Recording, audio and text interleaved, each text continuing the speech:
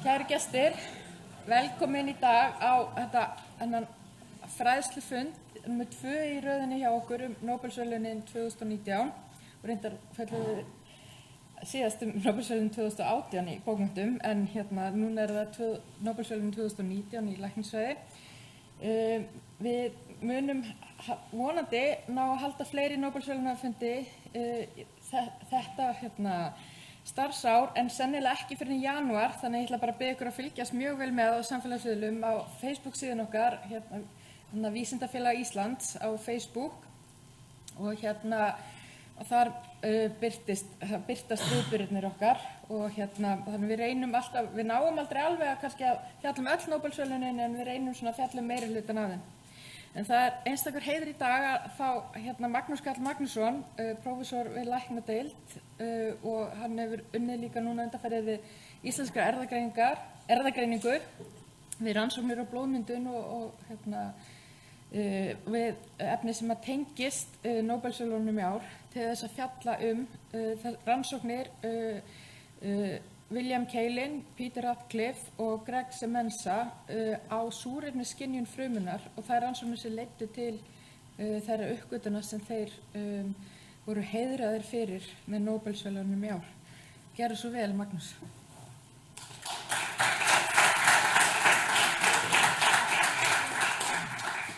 Takk fyrir Erna. Ég ætla að heyri þetta í mig til ég stend hérna. Læknanefndin sem þið veit að nefnt og hvort að lappa þegar ég tala, þannig að ég mun gera það. Nóbelsverðlaunin í ár, ég ætla ekki að segja að það komið neinum á óvart.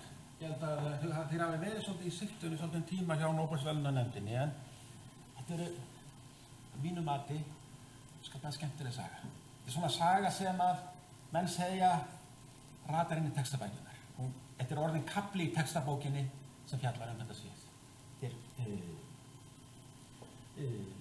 Þetta raunveruleg saga, þannig að ég ætla að segja svona, ég segi sem 3 kafla sögu, fyrir að segja hvernig maður þannig. Hún varpar síðan ljósi á, ég held óvenju mörg, bæði lífeðlisfræðileg og meina lífeðlisfræðilega fyrirbæri. Og því ég segi þá annars vegar að skilja hvernig líkaminn starfar, en eðlilega líkaminn og líka að varpa ljósi á ákveðna sjúkdóma. Krabbamein, blóðleysi og fleiri sjúkdómar. Þannig að þetta áhugaverð Nóbelsverðlaun og það var mjög gaman að fara og kafa aðeins svona litteratúran þessa ágætu herramenn. Ég var svo síðustu árum, síðustu 2,5 ári fluttur rannsóknir mínir inn í íslenskri erfðagreiningu og verið þar meðal annars að skoða erfðafræði sem snýr að blóðrauða. Bæði jarðbúskap og blóðrauða almennt og svo nokkur þessi gen sem við höfum verið að finna þar poppa upp í þessari sögu líka. Þannig að það kannski ástæðan fyrir því að það svona tengdist mér persónulega, en það fullt af öðru fólki inni sem gæti allt eins ákveðna fyrir þessu. Sigurður Ingvars og Keldum var með samfæðina fyrir þessu síðustu þetta ekki. Þannig að, og hann hefur byggt greið með alveg heilir. Önnur Ratcliffe. Og kollega mín læknadeildina Hans Thomas sem var lengi við Johns Hopkins, góður vinur og náðsamlega með Greg Semenza. Þannig að við höfum tengingar þarna, við viljum alltaf tengja Íslandi við Nóbelsverðlaunin það eru þannig. Þannig ég ætla að fara að segja þetta svo sögur hérna. En þegar við byrjum að tala súrefni þá held ég að þurfum að byrja svolítið aftarlega í sögunni. Við höfum aðeins að velta fyrir okkur. Hvernig var súrefni að þessi mikilvæga eldsneyti lífvera og kannski gleymdi svolítið að súrefni fyrst og fremst tilkomið vegna lífheimsins, vegna lífmassans sem fór að framleiða súrefni. Hérna við fikrum okkur aftur í jarðsögun, nú erum við komið í jarðsögulega tímaskala. Þá það fyrst hérna þegar ljóstillífun byrjar, við þurfum að sjá súrefni í andrúmsloftinu. Fyrstu árin, þá styrkurinn býsna lág og það þannig líka verið að metta sjóinn af súrefni, þannig að það böffer henni í hafinu meðan hann sem er líka. Og eftir því sem að lífheimurinn stækkar, þá fyrir við að sjá verulega aukningu. Og þegar súrefnismagnið er komið hérna yfir 10% hlutþrýstingur súrefnis, þá fyrir við að sjá lífverur koma til sögunar sem fara að nota súrefni sem hluta af orkukerfinu sínu og við það rauninni umbreytist þróun lífs. Við förum að fá hér heilkjörnunga sem fara að nota súrefni til þess að auka, orku magnið sem þú fær úr fæðunni, fara að gera flóknari hluti og forsenda þess. Kemur inn ákveðin balans, síðan færist lífið algjör koma til söguna síðan þegar plöntur fara að vaxa yfir á þurrlendi, þá fyrir maður að sjá við gífurlega hækkun og hér á þessu tímabili þegar landmassin tekinn yfir af plönturíkinu, þá fáum við að spækja hérna í súrefni upp undir 30% og þarna það komið þannig að það búið að nekta að meira súrefni sem tíma hérna. Síðan þetta var niður og búið að vera stabil síðan í 21% og svona vona að veist ekkert skyndilega. Það líka svolítið holtum að horfa á svona hvað gleymir hvað lífheimurinn. Við erum að hugsa það núna í samvændi við áhrif okkar á andrúmsloftið og CO2 og maður heyrir stundum þetta auðvitað getur maður ekki haft þessu áhrif á lífheiminn en við höfum séð þetta náttúrulega í jarðsögunni að lífheimurinn per se er ekki bara að njóta góðs af því sem aftur heldur en hafa veruleg áhrif á svona hluti eins og efnasamsetningu andrúmsloftsins. Þannig að þetta svo tala sem að við erum almennt við 21% hlutþrýstingur súrefnis. Og muna það líka að hlutþrýstingur súrefnis ræðst af þrýstingnum andrúmsloftinu þannig að þegar við förum upp og hlutþrýstingur sé ekki að breytast þá þrýstingurinn það miklu minni að þegar við förum upp og ræðum aðeins og það síðan við förum upp í hærra í hærri hæð eða hækkum okkur þá mun súrefnismagn minnka og þessi kerfi sem við förum að ræða munu þurfa að bregðast við því. Loftháðaöndurinn forsenda held ég svona þróunar á flóknum lífverum og ég bara rifjum upp. Nú erum við að nefna hér fullt af fólki sem veit og síðan aðrir hér sem kannski hugsa ekki mikið um það þannig að sumt af þessu mjög breytist við að tala. Bara rifjum þessu loftháðaöndun versus loftfyrröndun að hugsa um glúkósa hér sem orkuefnið og afurðin við fáum þessa orkuríku sameind ATP sem orku sameindin sem gefur okkur orkueiningi sem knýr áfram efnafræði sem þurfa orku að halda. Afurðin í dýrafrumum eru þá mjólkursýra eða lactic acid og öll þekkjum við líka þetta af alkohól og CO2 myndast loftfirrðaöndur í sveppum og margir njóta góðs af því. En þegar við tókum upp á þessari nýsköpunar og við förum að nota súrefnið, þá getum við farið í það að taka sykurinn og umbreyta honum ekki bara yfir í lactic acid, þetta flytja karfið áfram, brjóta það frekar niður, alveg í CO2, vatn, en til þess þurfum við óxygen. Þegar þurfum við súrefni, sem súrefnið þá í hvatberanum, tekur við þessum elektrónum sem að myndast og mynda þannig vatn. Þannig að hér erum við komið með súrefnin í myndina og hér sjáum við munin á orku framleiðslunni per einingu af glúkósa hefur margfaldast við þessa við að skrifa þar yfir í loft háðaönd. En þetta alltaf háð því að lífveran fái súrefnið og við förum að hugsa fjölfruma lífveru sem að stækka þarf að hafa gífurlega gott flutningskerfi sem geta flutt súrefnið. Og þá munum fara að ræða eftir blóðmyndun og þá leið sem að lífverur hafa notað þess að flytja súrefni milli vegna. En súrefni hefur komið áður við sögu í Nóbelsverðlaunum. Þetta rifja það upp. Ég er mennkur maður Otto Warburg. Ég var að fletta upp Otto Warburg og það var ekki máli að það var alnafna sem var líka á listanum. En þannig að við fara að fletta upp fattur bland ekki að finna Otto Warburg. En stórmerkur listaður, hann rauninni skilgreinir hlutverk súrefnis í hvatberanum í því að taka þátt í ensímhvörfum sem mynda orku. Það grundvallar atriði að sjálfsögðu ekki með þeim, hvað var að segja, einangrun og einstökum komponentum heldur, að geta sýnt fram að þarna voru ensím, þarna var súrefni, orka myndaðist gegn hvatberanum, keppið þessu Nóbelsverðlaunum.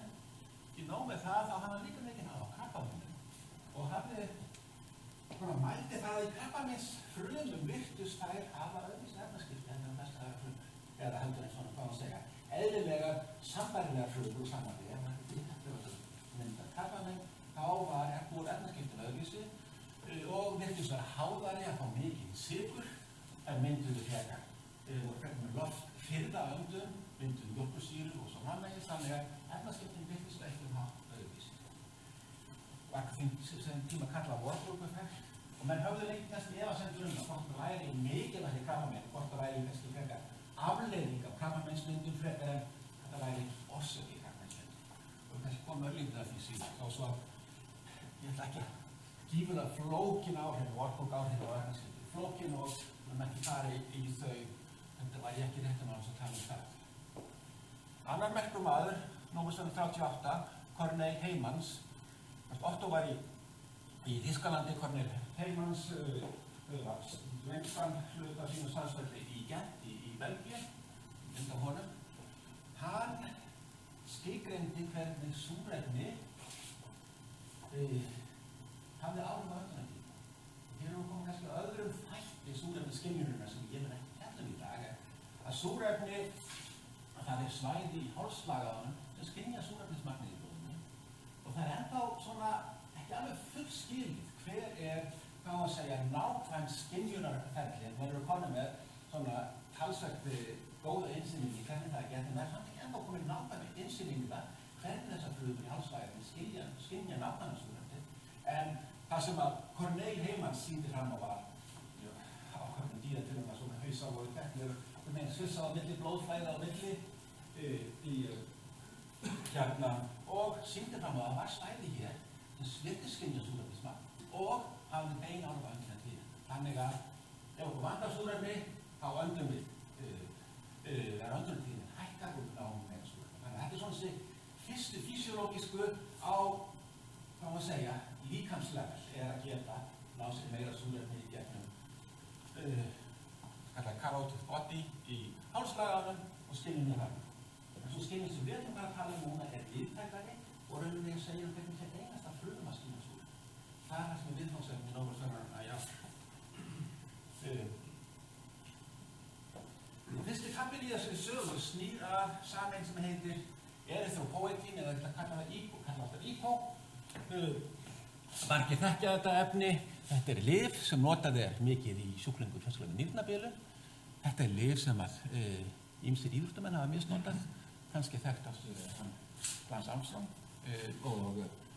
hvað gerir þetta hormón? Hormónið framleitt í nýrunum og það var lengi vitað að það virtist vera bæði blóðleysi og súrefnisskortur í nýrunum virtist stímulera nýrun að framleiða þetta hormón. Þannig ætla einfalt lífeðlisfræðileg spurning, hvernig skynja á nýrum súrefnismagnið og það voru búið að gera svona birta mjög, hvað má segja, áhugaverða yfirlitsgreina þar sem að menn ferðaði í rök að sennilega voru þessi áhrif súrefnis á eryþrópoetín framleiðslu virtist vera algjörlega beinskýri áhrif af súrefnismagninu í frumunni virtist vera að hafa áhrif. En hvernig fruman var að skynja og hvernig hún komist til skila höfðu menn ekki hugmynd um. Og þá koma til ungi vísindamenn, Greg Siemens á fyrirlækni. Greg Siemens var á Hopkins og hans fyrsta greining sem sér þá hann nýkominn úr sínu doktorsnámi, kominn til Hopkins, var í Philadelphia í doktorsnámi, í svona læknisfræði doktorsnámi sameinuðu námi. Kemur sem postdoc á lab í Johns Hopkins og ég var að ræða Hans Thomas um þetta og hann þekkist vel þess að sögu. Þetta lab var gífurlega gott í þessari svona nútíma erfðafræði þess tíma. Og þannig að hann kemur inn á lab með innviðum sem að höfðu svona réttu tólinn til þess að svara spurningum sem snúa að stýringu, erfðafræðilegri stýringu og svona fyrirbæri. Radcliffe nýrnalæknir. Nýrnalæknir hafði mikinn áhuga á EPO. EPO nýlega komið á markað á þessum tíma og hafði umbreytt mjög mikið nýrnalæknisfræðinni því að blóðleysi í mikilli nýrnabilun eitthvað stóru klínísku vandamál. Og þegar menn fengu EPO sem lyf, það umbreytti eiginlega nýrnalæknisfræði í þessum sem fyrir langt inn í nýrnasjúkdómum að sjúklingar var að koma blóðmagnum upp í eðlilegt horf og þeim leið miklu betur eftir. Þannig að nýrnalæknar höfðu mikinn á þessu. Peter Radcliffe við Oxford Háskóla var þá nýorðinn sjálfstæður vísindamaður Oxford Háskóla þegar hann og þeir eru raunin að reyna að svara þessari spurningu hvernig hefur súrefni áhrif á myndun á EPO. Og fyrsta vísbendingi kemur, og þetta er fyrsta greinin sem menn sá þessu svið þegar nýkominn sem fórstofn á Johns Hopkins. Það sem hann lokaði á orðinu, hypoxia-inducible nuclear factors, og þetta er það sem ég tala um að HIV. Hér er hann ekki búinn að skilgreina hvað þetta er, en hann er búinn að skilgreina að þarna er eitthvað efni, og ástæðan fyrir þetta var að menn höfðu núna erythropoietin genið. Þeir tóku genasvæðið með aðliggjandi svæðum í kringum genið sjálft og fundu það að það voru svæði á neðri endanum, 3' endanum, var svæði sem virtist vera þessi súrefnisstýrisvæði, 3' og það er svona enhancer svæði, svona stýrisvæði, enhancer stýrisvæði sem virtist svara súrefni og menn nota þarna að geta flutt gen á milli lífvera og sett þetta inn í músamódel. Það gott þau seint fram á að súrefnisskortur virtist sem valda því að það var einhvers konar núklear faktor og þeir sáu að það var þarna prótein sem bast við DNA-erfðaefni, þó þeir vissi ekki hvað prótein það væri, og virtist vera að stýra íbúð. Peter Lacker birti síðan, og það voru fleiri greinar á þessu sviði, að menn vissu það að íbúframleiðslan var algjörlega sértæk í nýrunum, en síðan ef þeir settu þetta sama gen með sömu stýrisvæðum, íbúgenið, inn í aðrar frumur, þá svöruðu þær líka súrefnisskorti. Hvað sagði það okkur er að þó svo íbúi væri sérhæft fyrir nýrum, þá var það stýrisvæðið sem var virtist vera að skynjast, þetta súrefnið skynjar þarna í stýrisvæðinu, virtist vera eitthvað sem virtist að koma inn á mekanisma sem voru útbreiddari en bara í líf. Þannig að þarna var vísbending að það sem voru að finna í saman við lípó var ekki bara sértækt fyrir lípó, heldur var kannski almennara súrefnisskorts signal. Leið frumur að skilja súrefnisskort. Og síðan kom þessi mikilvæga grein hérna. Hér tókst, eftir að voru komni hérna, búin að farnir að svæði þóttu veitt úr próteinu sem bundum við þessu svæði, þá tókst Peter Gregson-Mensa, þá var hann sjálfstæður vísindamaður við Johns Hopkins, að klóna þessa umritunar sem reyndist á vera. Þetta er umritunarþáttur, og fyrir þá sem voru ekki að hugsa alltaf DNA umritun, þá umritunarþáttirnir eru þau prótein sem setjast á DNA og stýra því hvaða genir eru tjáð hverju sinni. Og þetta reyndist vera tegundu umritunarþættir sem er vel þekkt, þar sem að myndast svona tvendir, tveir umritunarþættir tengja saman og þeir eru tveir líkir en þó ekki þeir sömu, þetta er heterodímerir. Og við komum aðeins að þessi tveir partnerar sem eru þarna. Þannig að hér var komin lykillinn að þeir eru búin að finna umritunarþáttinn sem virtist svara súrefni og bindast við DNA-ið og kveikja genum. Hérna skýrður ípó og spurningin var svo, áttu þetta við í fleira heldur en bara ípó. Það fór fljótlega að koma í ljós þegar menn voru komin með þetta tól og búin að skilja HIV. Það var þetta þá HIV sem við mun tala um núna er þá þessi hypoxia-inducible factor, umritunarþáttur. Menn við komum með hann, þá gáttum við farið að leita hvaða önnur genið stýrða þessum HIV umritunarþætti. Og allir menn sá því að í erfðaefninu voru svæði sem voru okkar hypoxia response element. Það eru sértæk bindisvæði fyrir HIV-próteini. Og ef að svona HRE-svæði er í nálægð við gen, þá eru líkur á því að þetta gen sem stjórnar af HIV-þættinu. Og menn eru nú konið með fjöldan allan af genum sem eru með þessi, fjölda, komum betur að því á eftir, en þó ekki þannig að þetta séu þúsundir eða þúsundir gen, en takmarkaða fjölda en þeir byrja öll þessi gen verða breytt tjáning við súrefnis. Og þess vegna hér voru þetta. Það er íbógenið sem stýrir, það gerir íbó. Sem kom ekki nógu að því áður.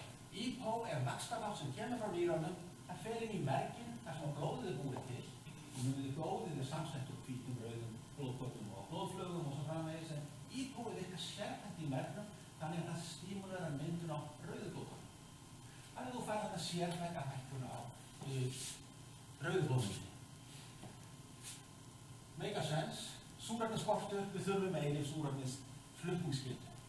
Og rauðu blóðkortin er ekkert annað, en í aðalatriðum eru tæki líka að flytja súrefni í miklu magni til vefja. virðist hafa heilmikið áhrif á metabolisma. Og þegar menn skoðuðu metabolisman, þá voru þetta fyrst og fremst gen sem að fara að, hvað að segja, koma við sögu í loftfirrðri öndun, súrefnissnauðri öndun.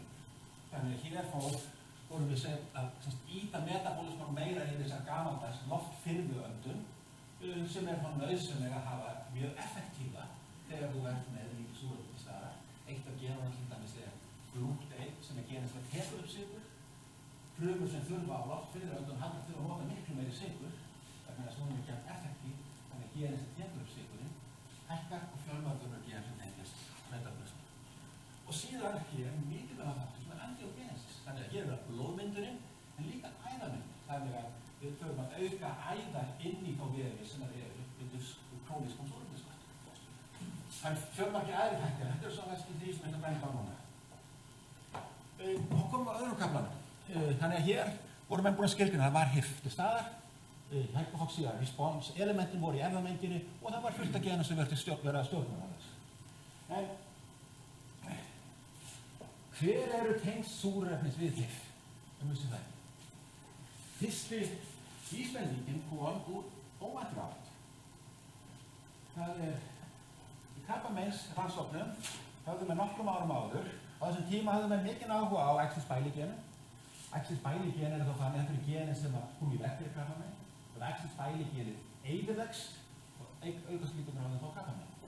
Og eitt af þessum Axis-Bailey-genum var von Hippel-Lindau-genið.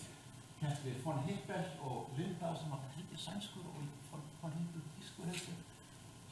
Lýstu þessu fyrst, en þetta er sjaldgæft fjölskyldutengt krabbamein sem valda því að súrefnin fá mjög æðaríka æxli, víða í heila, augum og meðan því nýrum líka.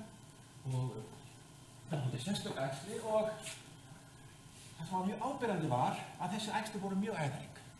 Og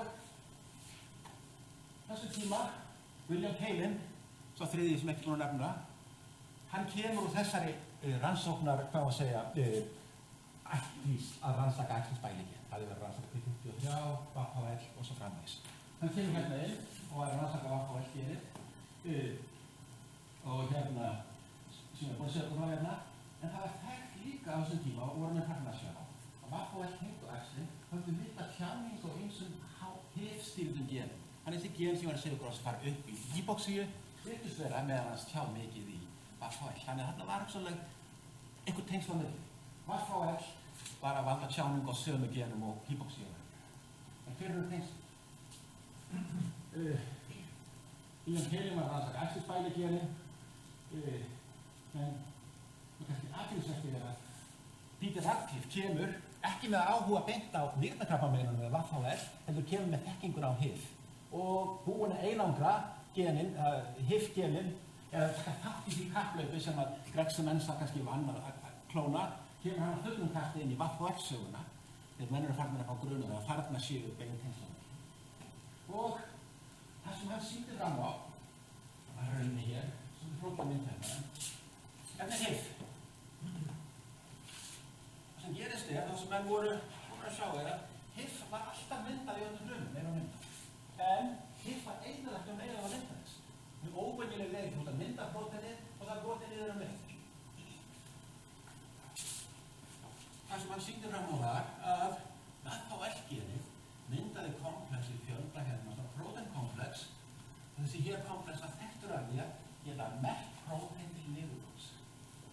Og það sem VHL-genið var lykillinn af því að tengja þessi hérna prótein við nákvæmlega HIV-prótein. Þannig sjáum við hér erum við með komplexin sem að merkir prótein til niðurbrots.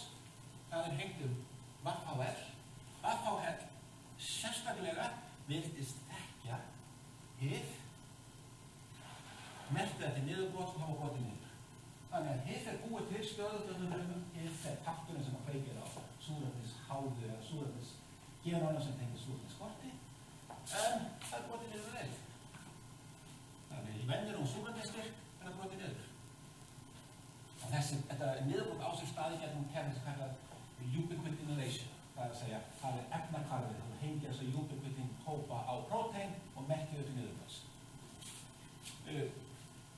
Og þannig að Kaelin þarna var nálega, hann tók þátt í þessari og birti margar greinar á þessum tíma sem voru nátengdar þessu en þessi grundvallargreinar sýna að VHL var að valda niðurbrotinu, var uppgötvun Peter Ratcliffes, Basic Daily Nature hérna í 1990 og nú byrjaði kapphlaupið. Hvernig skynjar VHL það að HIV eigi vera brotið niður?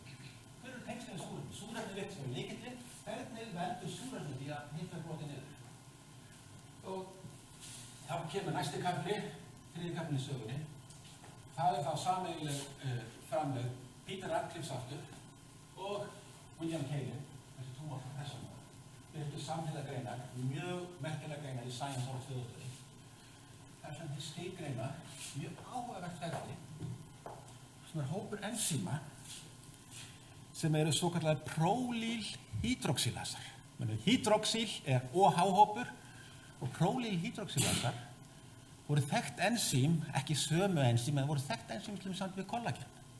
Kollagen er líka hydroxylað og C-vitaminskortur veldur því að prólýlhydroxylasar sem tengjast kollageni virka ekki, þannig að C-vitaminskortur tengist þessum flokki enzíma, prólýlhydroxylasum.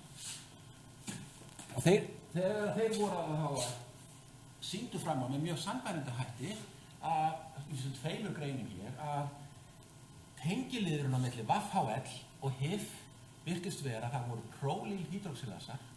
Þeir náðu ekki að klóna genin þarna en þeir fundu með mjög nákvæm og elegant tilraunum að þetta voru nákvæmlega svona enzím sem voru að vinna. Þeir höfðu alla eiginleika þess að þeir varu að vera svokallaðir prólýlhydroxylasar og þeir tóku þá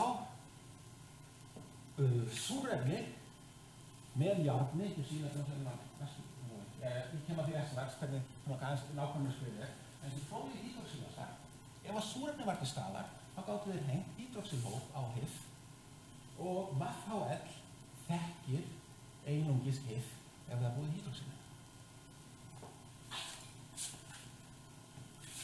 Nokkrum mánuðum síðar birti síðan Ratcliffe aftur, ótrúlega feril, Peter Ratcliffe, Sir Peter Ratcliffe á ég að segja, hann ekki til, birti hér einangraran og var mjög áhugavert. Þarna voru þeir konur með nákvæmlega enzímin, þú veist ekki nákvæmlega hvað hér hann kóðuðu þau, hvernig fór hann að því? Hann fór yfir í mótellífur, fór yfir í C. elegans og gerði það svona genetisk skrýna sem voru að skilgreint enzím sem höfðu þessa virkni og skrýnuðu síðan hann til þau fundu og stökkreikningar í genum, fundu gen sem voru að tengja þessu, fóru síðan yfir í mannin og fundu sambærileg gen í manninum sem voru þá genin sem þeir höfðu verið að lýsa þannig fyrstu tveimur greinum. Þannig að svona virkar þetta. HIF-alfa hérna undir normoxíu þá tengist prólýlhydroxylasum við það og súrefni hér og ég ætla að benda það að hérna kemur járn í sögu. Járn og súrefni hafa alltaf haft mjög mikið hatursambandi gegnum sögu lífs. Við erum búin aðeins að járna alltaf eftir. Gegnum járnháða reaksjón var súrefni hér notað til þess að hengja á hydroxylhópinn á algjörlega spesifíska prólýl afleiður í HIF-alfa. Leið og þetta á búið að gerast, þá þekkir frá Hippolyta HIF-alfa, þetta er allt í normoxíu, þetta er háð súrefni og það er merkt til niðurbrots og að hverfur.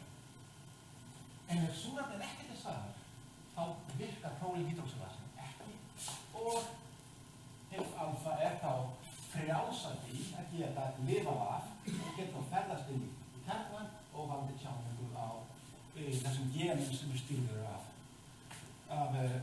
súrefnisskorti. Þannig hér er súrefnisskorturinn veldur því að prólýlhydroxylasin er elegant kerfi. Þannig að hér var eiginlega sagan til að koma og búið að finna alla lykilþættir í sögunni.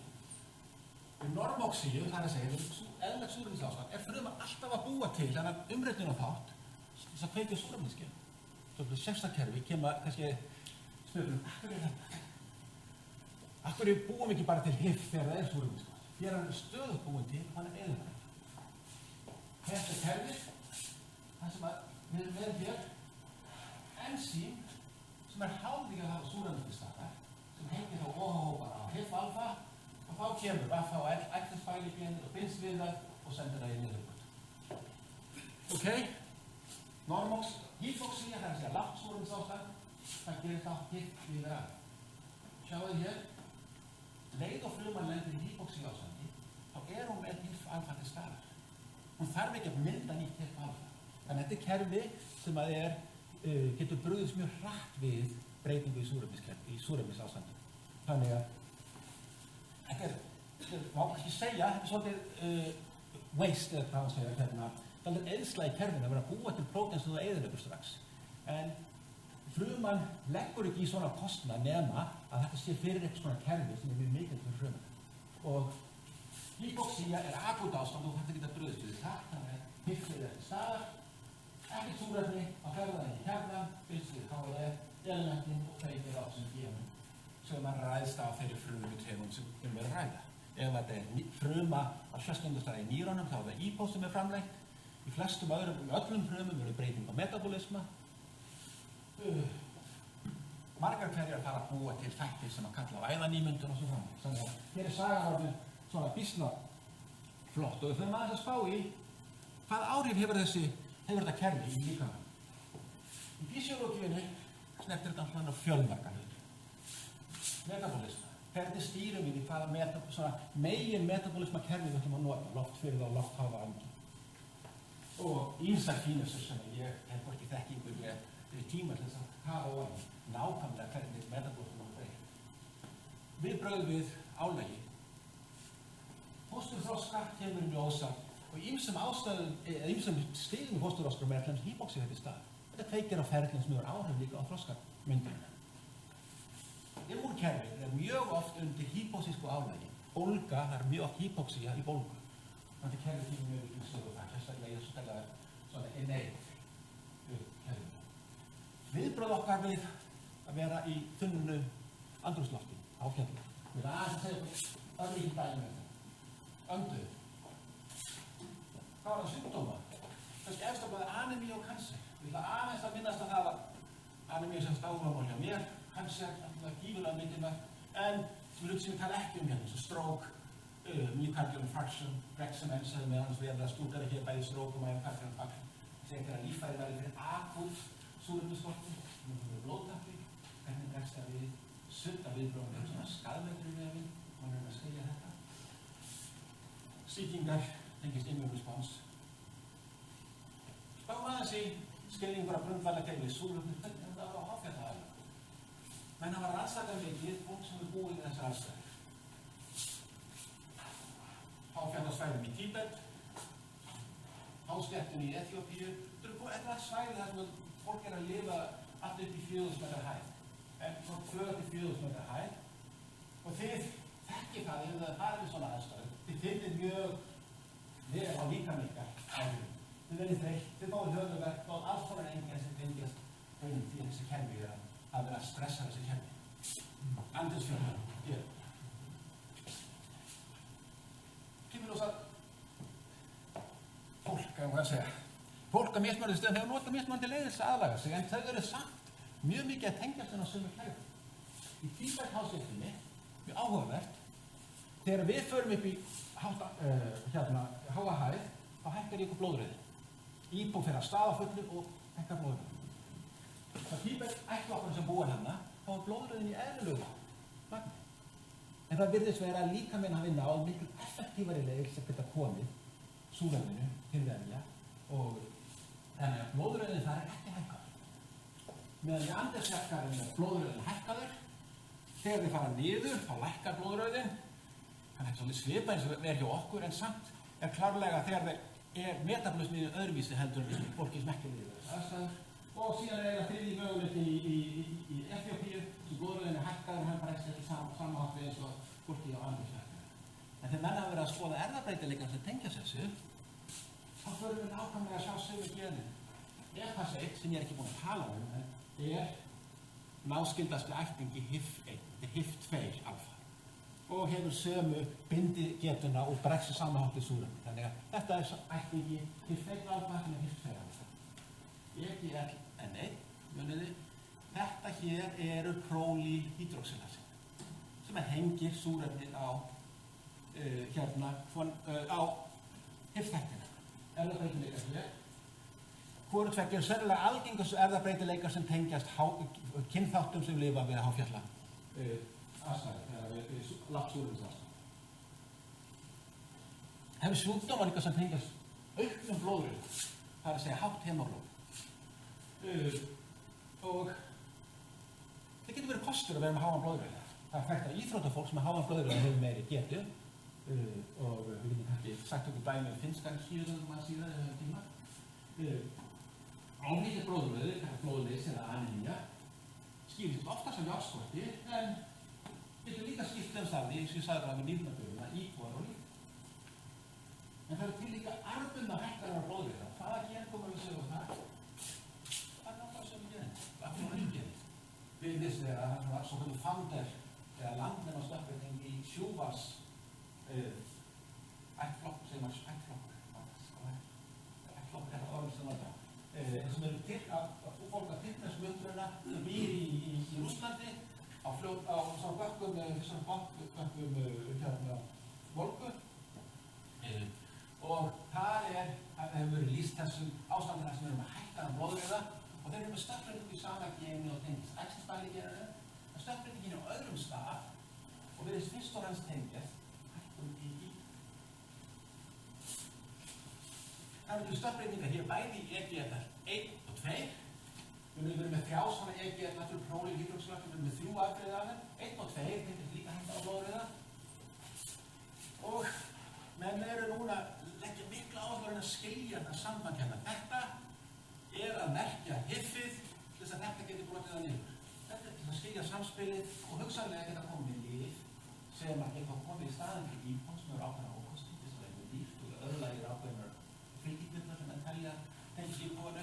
Þannig að menn eru að reyna að búa til lyf sem geta verkað það sem er. Krabbamein, þetta er risafræðarsvið.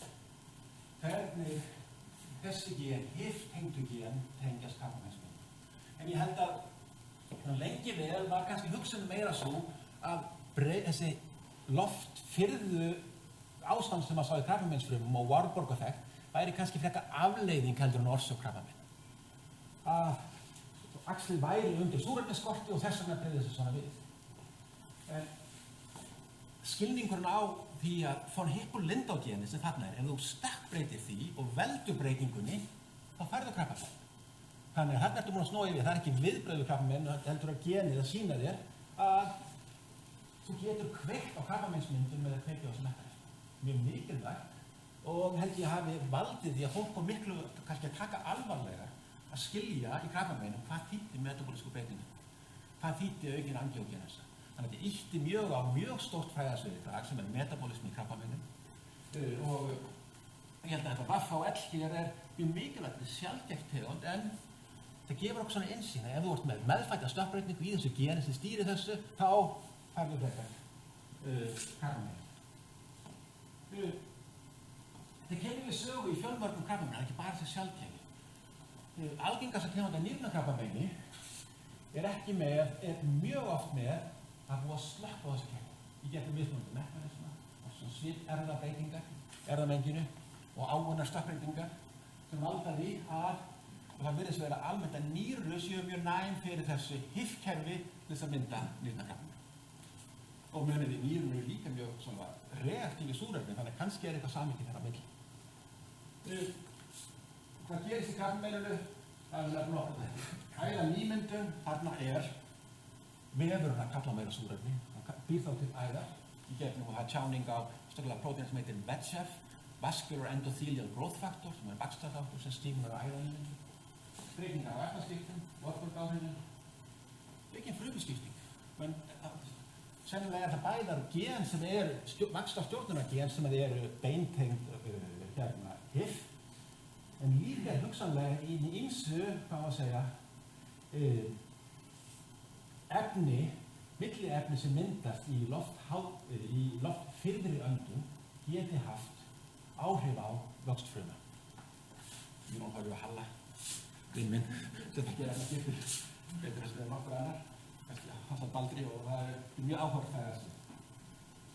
Hér eru HIV-hindraði þróun. Hitt voru að reyna, í anemínu voru að reyna aktífara kerfið, hér eru menn að vera að þróa HIV-hindraði þróun.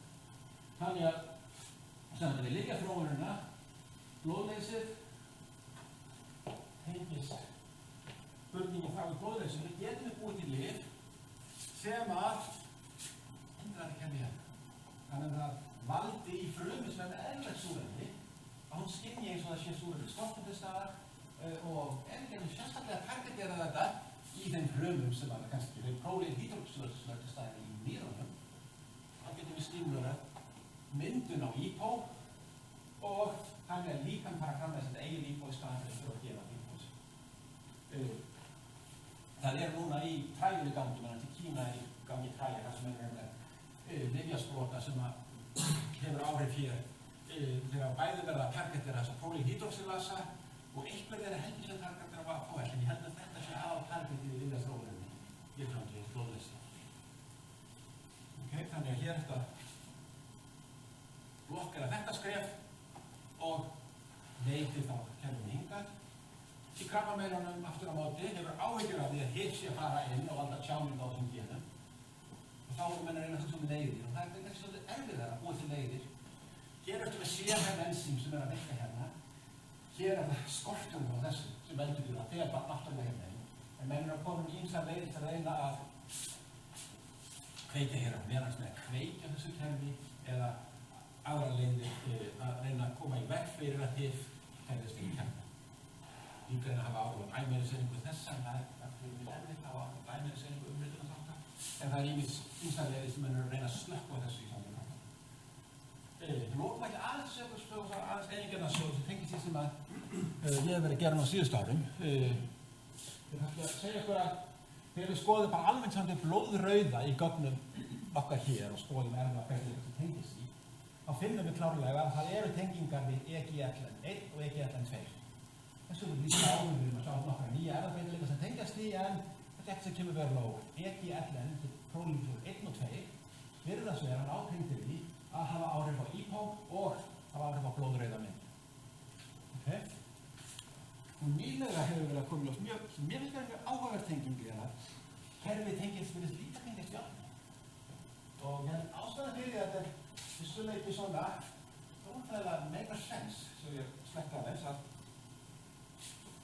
járn almennt er ípóið kveikir á blóðmyndunum, en blóðmyndunum mun ekki eiga sér stað með þess að það er nóg járnist. Það er algjörlega flösk á hálsinn í blóðmyndunum að hafa nóg járnist. Járnskortur er gífurlega algeng og í þróunarlöndunum er þetta eina af algengustu ástæðum örkumla disability eða sem sagt örorku í þróunarlöndum er járnskortur. Konur og barnir eru aldrei og börn. Gífurlega algeng ástæð. Þannig gegnum sögunni hefur járnskortur verið stöðugt vandamál og lífverðir hafa þurft að aðlega þess að reyna að frásúga járn í réttu magni. Í nýlegri grein sem byggjast núna bara fyrir á þessu ári, þá sýndum við fram á að sjá þetta prólínhydroxylasa. Ég sagði bara að járn kom við sögu að nauðsynlegt að súrefni gegn að áhrif þetta. En hér er þetta bara svo hýpótesa svo að bara snúa þessu við. Það sem gerist við hvernig er eðlilegt járnástand í staðar, hvernig járnskortur. Hvað gerist þegar járnskortur? Þá eru kveikt á hormónum sem segja þessari frumu hér í meltingarveginum að dæla öllu járninu eins hratt í gegnum meltingarveginum eins og hægt er. Þannig að járn magnið innan frumunar minnkar. Hýpótesin er þá svo að hér sé það prólínhydroxylase sem er háður járni, hann skynji þá járnskort, rétt eins og hann áður skynji hann súrefniskort. Og HIF2-alfa, eða EPASID, HIF2-alfa fer hér inn og kveikir á ýmsum genum, og það hefur verið þekkt að HIF2-alfa kveikir á genum sem hjálpa frumunni að frásúga járn og koma þeim í það. Þannig að þarna erum við að finnst mér áhugaverðan að tengja sama kerfi ekki við súrefnisheldur við járnskynjun. Við höfum fleiri leiðir til að skynja járnskynjun og við höfum verið núna að gera gífurlega stóra erfðafræðirannsókn á járnsamvægi, það er að segja hvaða erfðafræði hafa áhrif á flutningi í líkamanum. Og þá kemur akkur ekki ljós. EGFLN3, það var EGFLN sem hefði ekki tengst blóðrauðanum, að það virðist tengjast járnsamvægi. Og þessari grein hér í Journal of Clinical Investigation, þá fundum við vísbendingar það, þeir hafa ekki fundið bara genværi þar, að það væri prólínhydroxylase til staðar við finnum ekki skýrmerki það er erfðabreytileikar í EG allar 3 tengjast járnsamur. Þannig að hér er svona enn einn tengingin á þessu áhugaverða keppni. Þannig að ég held að þessar uppgötvanir þeirra félaga eru skólabókardæmi, finnst mér, uppgötvanir sem að hafa gífurlegt nýnæmi, þeir eru uppgöta ný skynjunarkerfi í líkamanum og segjum líka svona grundvallar uppgötvanir hafa áhrif á tíðum svo marga sjúkdóma og varpa ljósi á svo marga hluti sem það kannski það haft grunum áður en setur þetta allt í samhengi og býr síðan líka til tól til þess að geta þróa nýjar meðferðarleiðir, skilja sjúkdóma, búið til nýjar meðferðarleiðir sem að vonandi getur haft áhrif í framtíðinni. Við erum ekki ennþá búin að sjá, má segja, clinical breakthrough eða klínísku svona stóru áhrifin á þessum uppgötunum, en við erum svo sannarlega búin að sjá grundvallar áhrifin á þessum uppgötunum að þau eru búin að varpa ljósi á fjölmörg fræðasvið og ég er nokkuð sannfærður að þau munu finna sér leið út í klíníkuna. Við erum konum með bæði dæmi blóðleysin og krabbameina sem eru að fikra sig áfram með lofandi niðurstöðu, en við erum alltaf að sjá hvernig klíníkin kemur í þess. Takk fyrir.